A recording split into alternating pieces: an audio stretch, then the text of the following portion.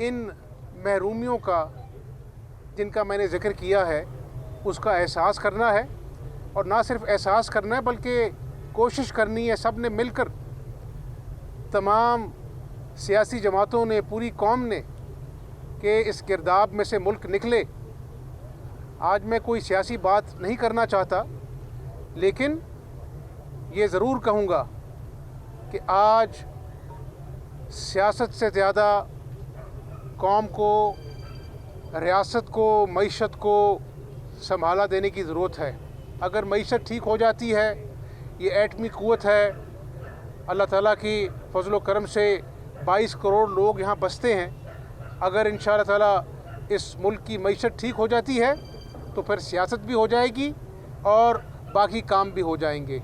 तो मैं सबको कहूँगा कि अगर आज कोई अपनी सियासत चमकाने की कोशिश करता है और सियासत में मुल्क के खिदमत में कोई रुकावट डालता है, रखना डालता है, तो कौम फिर उनकी निशानदेही करेगी।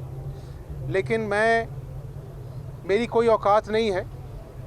अल्लाह की तौफीक है कि हमने शदीद बहरान में, जहाँ पर 5.8 जो था वो ग्रोथ रेट छोड़ के गए थे, अरबों के मंसूबे थे, लोड शेडिंग ज़ीरो थी, 4.5 साल बाद आज अपना जो है वो उल्टी गंगा बह रही है। लोड शेडिंग अरूज पर है, महंगाई अरूज पर है। हम कभी भी अपना जो है ना वो पिछले अदवार का रोना नहीं रोएंगे, लेकिन कौम के सामने सच ज़रूर रखेंगे, किसने कितना झूठ बोला। आज अगर तेल की कीमतें आसमानों से बातें कर रही हैं, तो उस वक़्त जब तेल की कीमतों को सस्ता करने का ऐलान कर रहे थे इमरान नियाज़ी, दूसरी तरफ उनकी टीम IMF के आगे हाथ जोड़कर कह रही थी कि हम तेल की कीमतें महंगे कर रहे हैं। तो मुझे बताइए, कौम भी जानती है 1 करोड़ नौकरियां हों, 50 लाख घर हों, अपना रियासत मदीना हो, नया पाकिस्तान हो, या तेल की कीमतें जो थी वो महज धोखा था। आज जो खमियाजा भुगत रही वो इमरान नियाज़ी के हाथों से, दस्तखतों से, उसकी टीम के जो IMF के साथ जो मुआहदे किए, इस कौम के अपना मईशत को रस्सियों से बांधा, पैर से भी और अपना हाथ की भी, और आज उन रस्सियों को हम खोलने की कोशिश कर रहे हैं। उसके बावजूद मुझे खुशी है कि इन 3 महीने में, आप सब जानते हैं, मीडिया जानता है, मैं कोई कहानी नहीं सुनाऊंगा इमरान नियाज़ी की तरह, लेकिन जिन आइनी बहरान का पंजाब को सामना करना पड़ा, शायद ही पाकिस्तान की तारीख़ में और दुनिया की तारीख़ में कहीं ऐसा हुआ हो कि 2 महीने एक वज़ीर-ए-आला जो है काबीना के बग़ैर है। मैंने तो कभी नहीं कहा कि मैं काबीना के बग़ैर हूँ, सियासी बहरानों का सामना है। तो मुझे तो अल्लाह के फजल व करम से कोई नहीं रोक सका। आटा अल्हम्दुलिल्लाह हमने 10 किलो का 160 रुपया सस्ता करके पूरे सूबे की आवाम के लिए मुहैया किया। मुझे तो कोई नहीं रोक सका। जो 4 साल आम आदमी को कैंसर तक की मुफ्त दवाइयों और आम दवाइयों से महरूम रख सका, मुझे तो अल्लाह के फजल व करम से कोई नहीं रोक सका। 36 अज़ला में आज जाके देखिए, पंजाब के तूलो अर्ज़ में THQ DHQ हॉस्पिटल में कैंसर की और आम दवाइयाँ जो हैं वो मुफ्त मिल रही हैं। हमने ये 100 यूनिट्स, तकरीबन पंजाब की आवाम की निस्फ आबादी, 5.5 करोड़ लोग, ये किस मुंह से आवाम की बात करते हैं।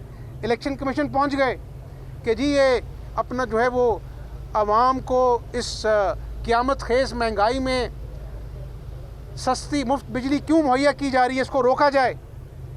तो पंजाब की आवाम गवाह रहना कि मुफ्त बिजली देने वाले कौन थे और मुफ्त बिजली का हक छीनने वाले कौन हैं, जो आज इंकलाब का नारा लगा रहे हैं।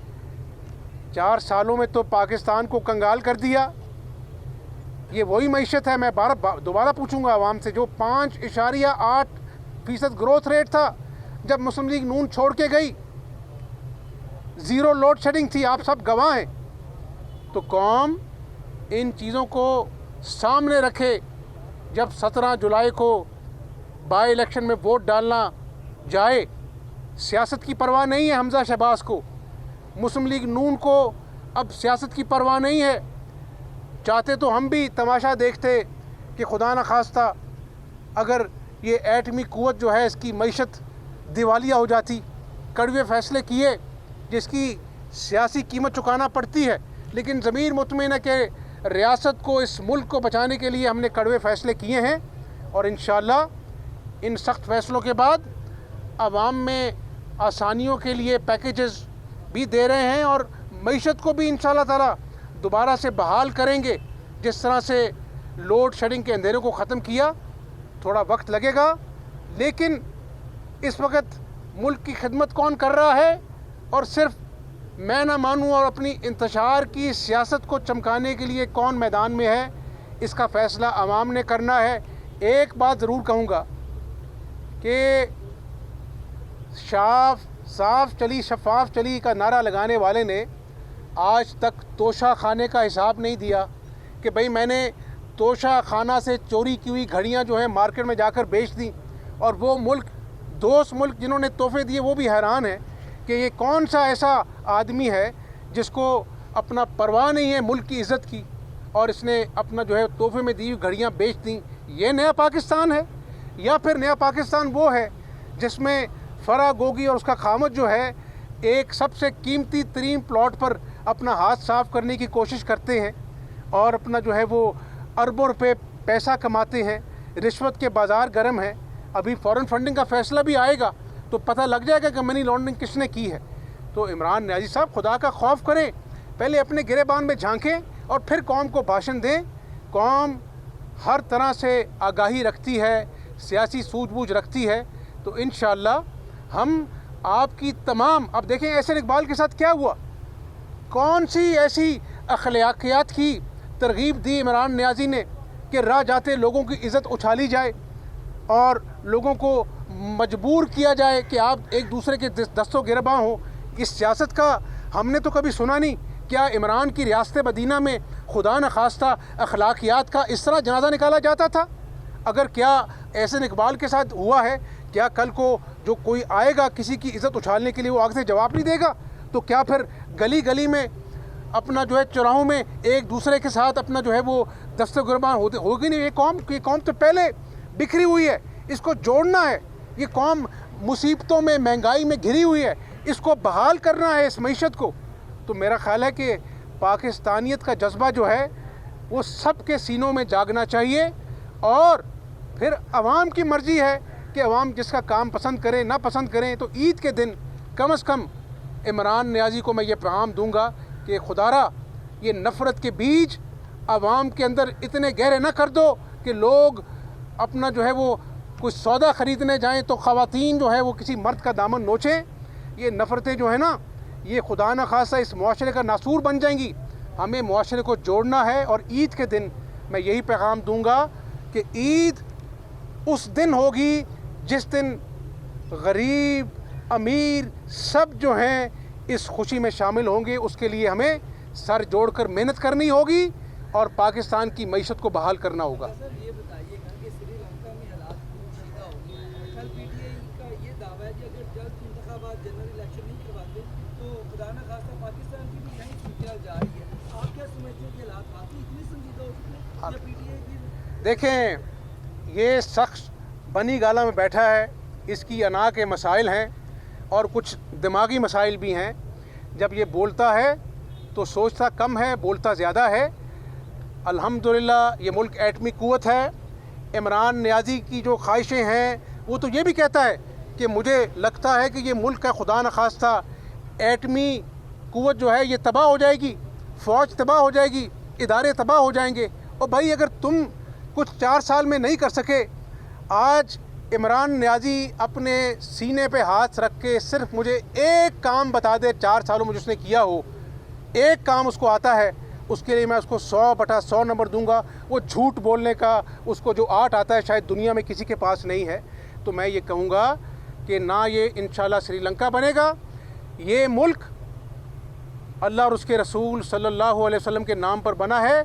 ये इंशाल्लाह कायद-ए-आज़म का खुशहाल पाकिस्तान बन के रहेगा और इसके लिए आवाम के साथ मिलकर जद्दोजहद करेंगे।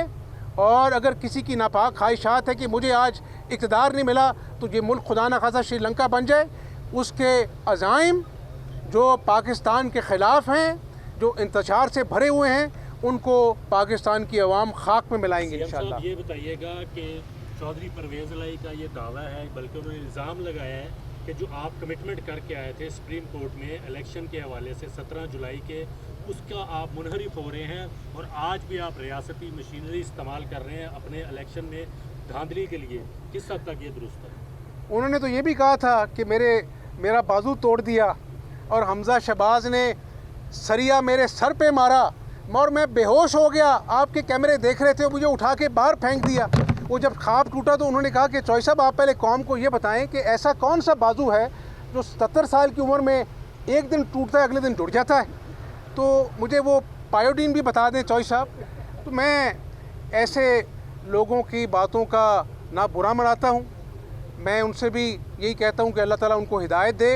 जो शख्स अपना जो है वो आइन और कानून के साथ खिलवाड़ करे, असम्बली का इजलास बुलाकर अपनी मौजूदगी में गुंडों से ख़वातीन की पिटाई करवाए और उनको शाबाश करे कि आपने नहीं देखा, तो उससे क्या तवक्को करनी। इंशाअल्लाह 17 जुलाई को आवाम अपने फ़ैसले से तमाम चीज़ों का अपना जो है ना वो फ़ैसला करेंगे और हम एक पूरी कुव्वत से आवाम की खिदमत करेंगे। बहुत शुक्रिया।